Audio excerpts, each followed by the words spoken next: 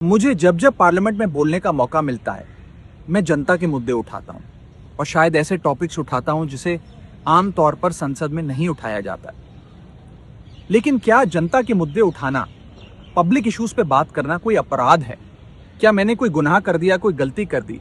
Have I done something wrong? ये सवाल आज मैं इसलिए पूछ रहा हूं क्योंकि आम आदमी पार्टी ने राज्यसभा सेक्रेटेरिएट को ये कहा है कि राघव चड्ढा के पार्लियामेंट में बोलने पर रोक लगा दी जाए। जी हां, आम आदमी पार्टी ने पार्लियामेंट को यह सूचित किया है कि राघव चड्ढा को पार्लियामेंट में बोलने का मौका ना दिया जाए। अब भला कोई मेरे बोलने पर रोक क्यों लगाना चाहेगा? मैं तो जब बात करता हूं देश के आम आदमी की बात करता हूं। एयरपोर्ट पर मिल रहे महंगे खाने की बात रखी, जोमैटो ब्लिंकिट के डिलीवरी राइडर्स की प्रॉब्लम रखी, खाने में मिलावट का मुद्दा उठाया, टोल प्लाजा लूट से लेकर बैंक चार्जेस लूट की बात करी, यहां तक कि मिडिल क्लास पे टैक्स के बोझ से लेकर कंटेंट क्रिएटर्स पर स्ट्राइक क्यों करी जाती है, टेलीकॉम कंपनियां कैसे 12 महीने में 13 बार हमसे रिचार्ज कराती हैं, डेटा रोल ओवर नहीं देती हैं, रिचार्ज खत्म होने के बाद इनकमिंग रोक देती है, तमाम इश्यूज मैंने सदन में उठाए। और ये मुद्दे उठाने के बाद देश के आम आदमी का तो फायदा हुआ, लेकिन इससे आम आदमी पार्टी का क्या नुकसान हुआ? भला कोई मुझे बोलने से क्यों रोकना चाहेगा? कोई मेरी आवाज को क्यों बंद करना चाहेगा? खैर, आप लोग मुझे अनलिमिटेड प्यार देते हैं। मैं जब जब आपके मुद्दे उठाता हूं, आप मुझे सपोर्ट करते हैं, मुझे शाबाशी देते हैं, मेरा हौसला बढ़ाते हैं। मैं आपको कहना चाहता हूं थैंक यू। ऐसे ही मेरा हाथ और मेरा साथ थामे रखिएगा, छोड़िएगा मत। मैं आपसे हूं और मैं आपके लिए हूं। और जिन लोगों ने आज पार्लियामेंट में मेरे बोलने का अधिकार मुझसे छीन लिया, मुझे खामोश कर दिया, मैं उन्हें भी कुछ कहना चाहता हूं। मेरी खामोशी को मेरी हार मत समझ लेना। मेरी खामोशी को मेरी हार मत समझ लेना। मैं वो दरिया हूं जो वक्त आने पर सैलाब बनता है। देखिए, कुछ महीनों से आप सब देख पा रहे होंगे कि जो मेन अपोजिशन पार्टियों का काम होता है कि सरकार से पार्लियामेंट के अंदर सवाल पूछे जाएं, खास तौर पे जो पब्लिक के सवाल हैं वो आप सरकार से पूछें ताकि सरकार की जवाबदेही जो है जनता के प्रति तय हो। जिस तरीके से पूरे जो इलेक्टोरल सिस्टम है उसको हाईजैक किया जा रहा है, हर राज्य में जहां चुनाव होते हैं वहां पे वोटर लिस्ट में बड़े स्तर पे मैनिपुलेशन हो रहा है, वोट काटे जा रहे हैं, झूठे नकली वोट जोड़े जा रहे हैं, लाखों लोगों को दूसरे राज्य से लाके वोट कराया जा रहा है, ये सबके सामने हो रहा है। इलेक्शन कमीशन पूरी तरीके से केंद्र सरकार के साथ काम कर रहा है। इसके खिलाफ आवाज़ उठाना किसका काम है? सांसदों का काम है। कहाँ उठाएंगे? संसद में उठाएंगे। और जब संसद में बात उठानी होती है तो राघव जो हैं इसमें पीछे रहते हैं। चीफ इलेक्शन कमिश्नर को इम्पीच करने का मोशन हो तो राघव कहते हैं मैं इस पर साइन नहीं कर सकता। केंद्र सरकार का वो नाम भी नहीं लेना चाहते, मोदी का नाम तो बहुत दूर की बात है। तो ऐसे में सवाल उठता है कि इतना डर क्यों है और क्या डर की राजनीति की जा सकती है?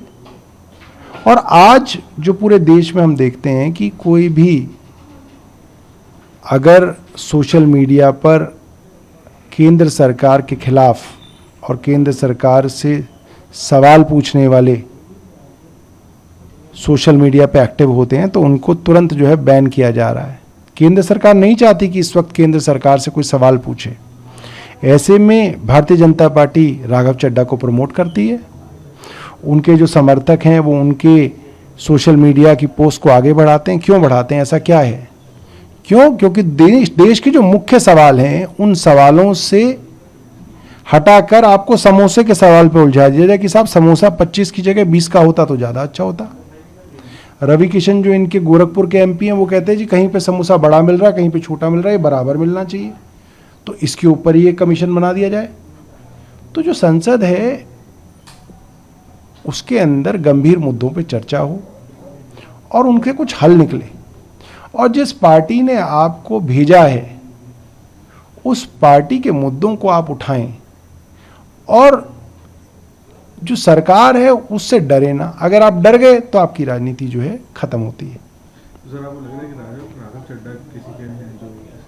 प्रेशर तो क्या है, आपने देखा ही है पिछले 5-7 सालों में जो बड़े बड़े लीडर्स भारतीय जनता पार्टी में गए हैं या वो लीडर जो अपनी पार्टी में रहते हुए भारतीय जनता पार्टी के खिलाफ बोलना जिन्होंने बंद कर दिया, जो बिल्कुल चुप हो गए, जो प्रधानमंत्री का नाम लेने से भी घबराते हैं, वो क्यों घबराते हैं? उनकी कोई ना कोई कमी जो है, उनकी कोई ना कोई कमज़ोर नस जो है भारतीय जनता पार्टी की केंद्र सरकार पकड़ लेती है और फिर उनकी आर्म ट्विस्टिंग होती है, उनकी ब्लैकमेलिंग होती है।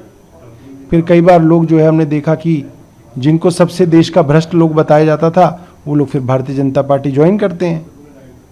तो ये तो चल ही रहा है, इसमें कोई नई बात तो नहीं है। क्या आपको लगता है कि राघव चड्ढा बीजेपी में चले जाएंगे? नहीं, मुझे नहीं मालूम कि उनका आगे का क्या प्लान है।